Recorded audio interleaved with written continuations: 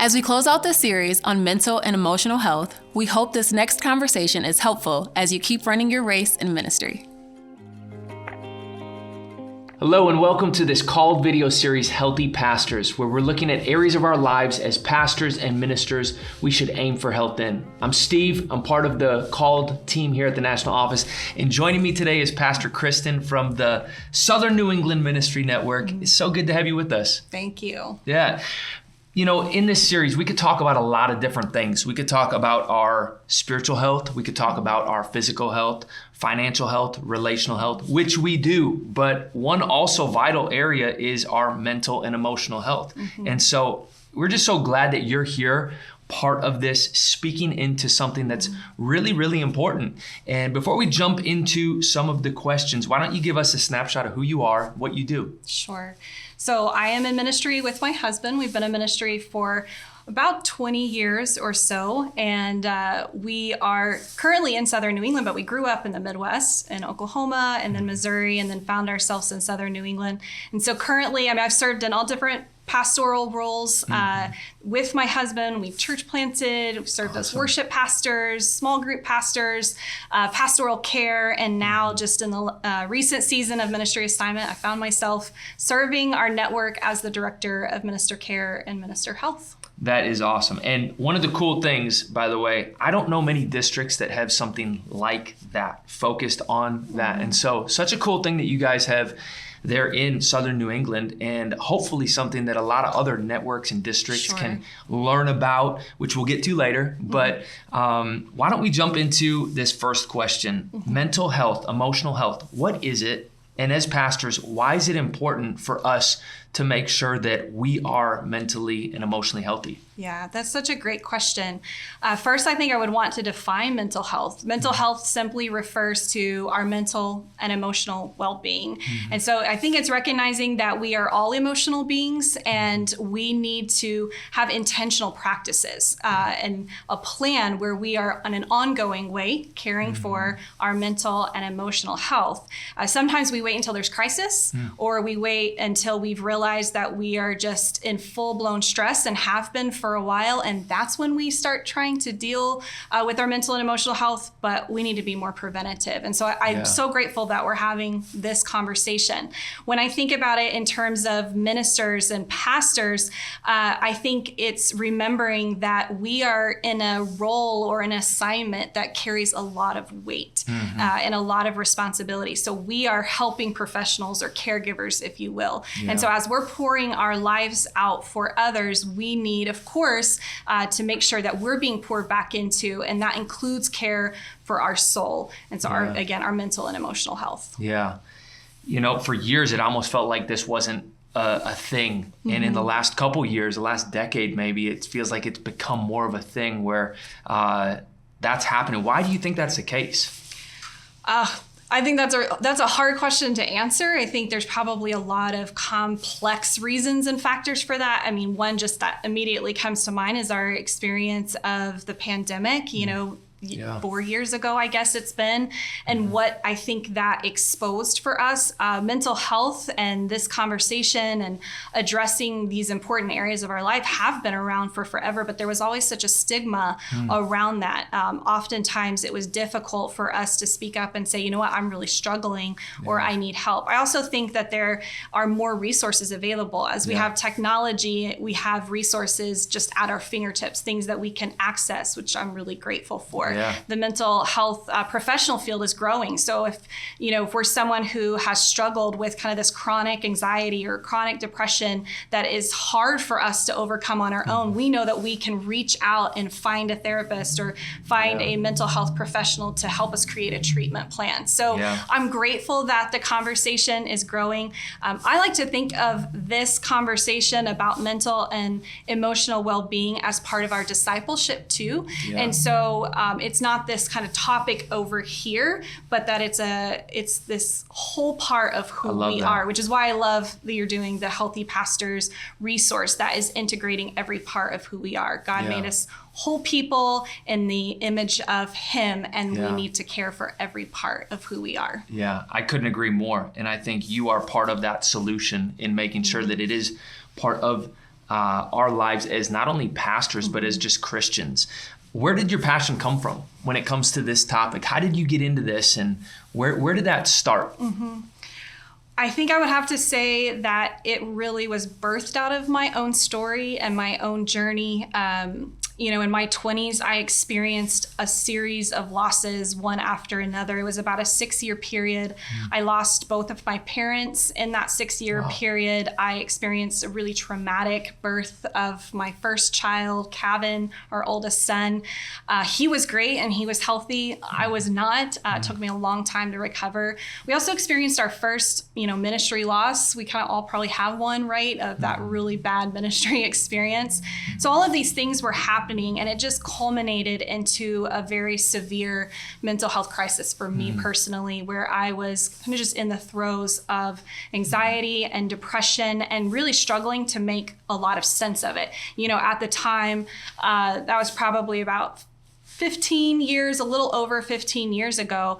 And we didn't have just like I was talking about earlier, we didn't have the access or the kind of knowledge. There was so much stigma. And so I'm a pastor, I'm a ministry leader, I'm a mom, I'm a wife, and I feel like I can't say, man, I'm really, really struggling. And, God took me on a journey. I ended up finding a really great counselor that walked with me for quite a while to do some deep work and healing work. I was equipped with great strategies and tools. I had a treatment plan, so that was wonderful. And I got to the end of that journey, to basically at a place of saying, I don't want people to be where I was, where they are struggling and they feel like they can't say I'm not okay. And I really don't want other leaders and pastors and ministers to feel like they have to hide because they're struggling, and that it's okay to say I'm not okay. And I just kind of offered that up to the Lord, and he led me to get my master's and do some other licensing and training through the National Christian Counseling Association, never knowing I would land, where I am in this ministry assignment. It's just God had widened that call from pastor to also counselor. And then all of a sudden, God just opened the door for me to step into this role at the network as director of minister health. So God is just so good and gracious like that he takes our stories and shapes it, forms us, and then moves us into the spaces that he needs us in. I love hearing that. And it's cool to see how what you walk through really stemmed into this heartbeat to how can I take this and use it to bring help to other people. And oftentimes that's what God does. You're a wife, you're a mom, you're in a district network role. You have a lot on your plate. How do you make sure you take care of your own well-being when it comes to this area? Sure. You're right. It's a lot of roles. And I think there's so much that's like passing through my mind of what I could highlight or what I could talk about. But I think just a baseline foundation for me has been just understanding my belonging and my identity in Christ, and recognizing that first and foremost, before I am a wife and I am a mom and I'm a pastor and a counselor and a minister, all of those things, I am God's child. I'm his daughter. And that brings such a sense of safety to me, such a sense of belonging, and just he's with me, right? And so that, I will say for me and my journey just really started to heal a lot of things that were happening inside of me that were actually contributing to my mental health challenges.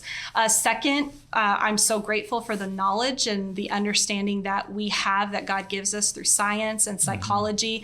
And so both of those areas have greatly contributed for me understanding my brain and my body. So understanding that we have a nervous system, we have biological factors that are contributing to our mental health, mental and emotional health, that we are, again, whole people, and we need to understand our brains and our bodies. I can't separate out my body and say, well, I'm only spirit. No, I'm flesh and spirit, and our flesh and spirit are raging war, as Paul says, and we have to get our flesh in alignment with our spirit, but I can't disregard my humanity.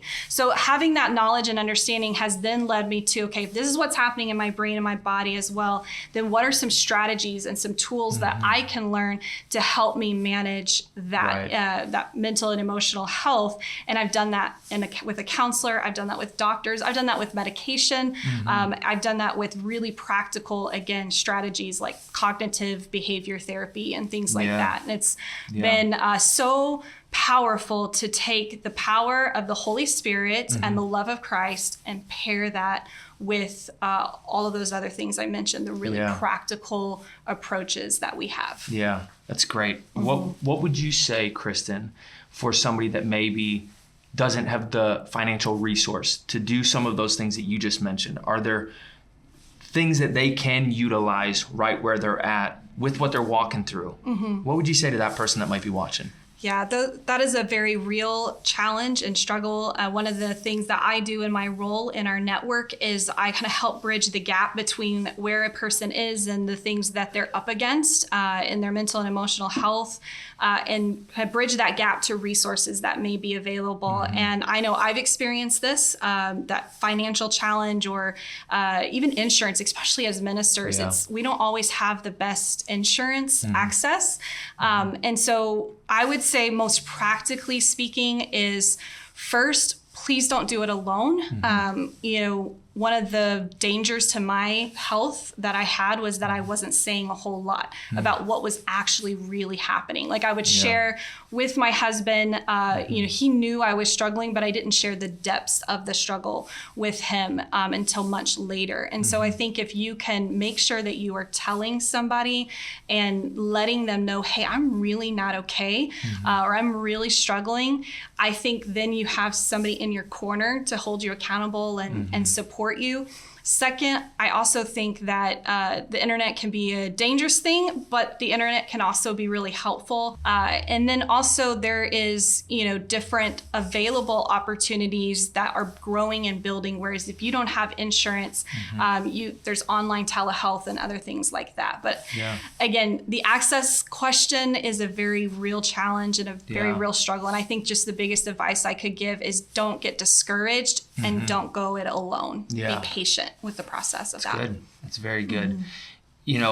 There's I do a lot of bicycling. I love biking, and my tires have this same with the car tire, bike tire, your pressure will go low, and you take your bike pump and you fill up your bike tire and you can see the PSI where you're at. Are there certain ways that we can almost gauge where we are at when it comes to our emotional, mental health, where I can see, okay, I got 80 pounds of pressure in my bike tire right now. I got 90 pounds of pressure. Are there certain things that we can do that help us see where we are, or tips that you'd recommend for us as pastors to just keep growing in this area of our lives?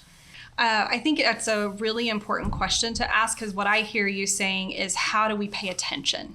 How do we pay attention to what's happening inside of us? And that's the first step, is to pay attention, to come aware. We live lives that are so busy and so scheduled and so full, especially as ministers and pastors.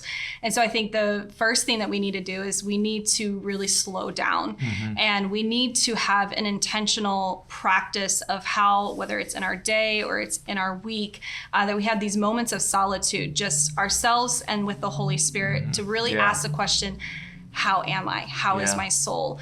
And one of the things that I do, I call it kind of a soul care checkup or check-in.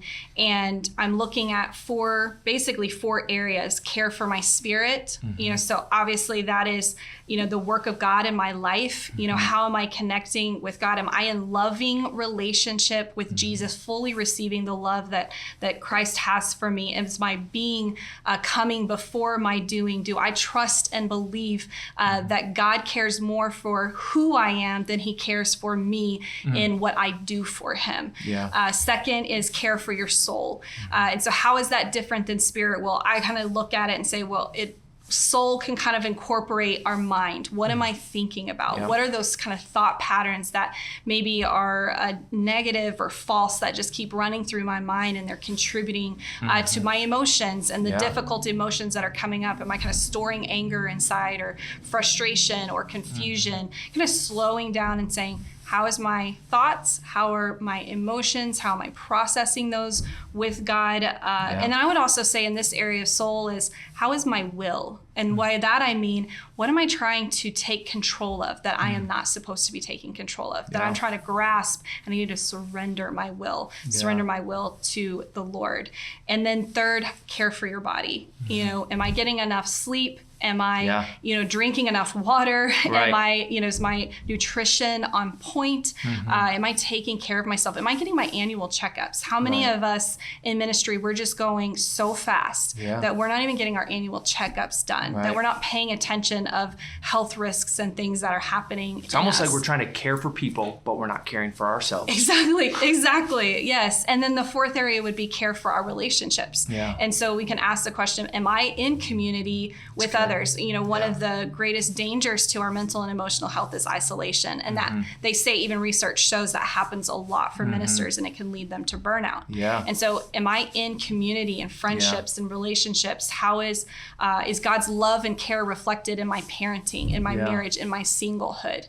So these are 4 areas that we can look at on a regular basis. And I think that's how we develop the gauge, because we can pay attention that, I'm seeing strain, I'm seeing tension. And I would again recommend, not just to do this with the Holy Spirit, but also invite, a trusted companion. If you are seeing that strain and that tension, who is that person that you need to reach out to? Yeah, very good.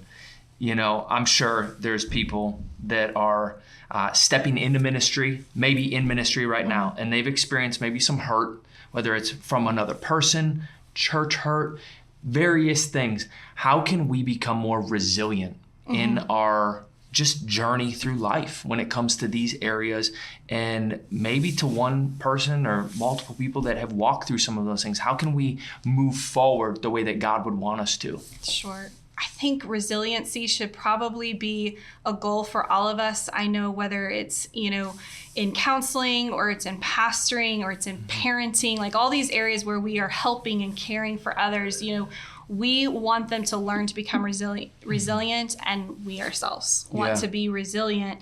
But let's define resiliency, right? Because I don't believe resiliency in leadership and ministry is holding it all together. It's not having it all together. Right. So if we've experienced pain or crisis, church hurt, or relationships that have been broken, or a death in our family, or we're struggling, really seriously struggling with our mental health, or any one of these things that can create this, again, sense of hurt and pain. It's not, let me get it together so that I can keep ministering, or so that I can keep pastoring. Right. It's actually, what I believe, is slowing down and really just naming it and acknowledging, I am not okay. Things are not okay. I'm disappointed. I'm disillusioned. I'm angry. I'm frustrated. I've been hurt. And we're doing that with God. And I think we're also doing that, again, in relationship with trusted companions. And so in some seasons of our life, it really may need to be a counselor or a therapist. In other seasons, it could be a trusted pastor or a mentor or a coach, a spiritual director, or even a family member or friend.